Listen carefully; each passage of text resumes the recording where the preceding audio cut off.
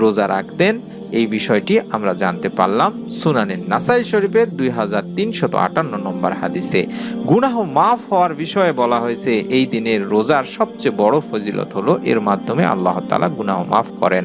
আবু হুরায়রা রাদিয়াল্লাহু তাআলা আনহু থেকে বর্ণনা করা, তিনি বলেন, নবীজি সাল্লাল্লাহু আলাইহি সাল্লাম গুরুত্বের সাথে সোমবার এবং বৃহস্পতিবার রোজা রাখতেন।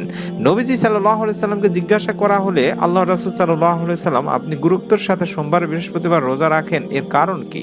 তখন বিশ্ব নবী বলেছিলেন, সোমবার এবং বৃহস্পতিবার আল্লাহ সব মুসলিমকে ক্ষমা করে দেন, তবে ওই দুই ব্যক্তি ছাড়া যারা একে অপরকে বর্জন করেছে তাদের সম্পর্কে আল্লাহ বলেন, পরস্পর মিলে যাওয়া পর্যন্ত তাদেরকে আপন অবস্থায় ছেড়ে দাও। সুনানে ইবনে মাজাহ হাদিস নম্বর 1740 বলা হয়েছে। এছাড়াও যে মুসলমান পরস্পরের সাথে ঝগড়া করে ও অন্যের প্রতি রাগান্বিত হয় তাদের এই রাতেও ক্ষমা করা হবে না। একইভাবে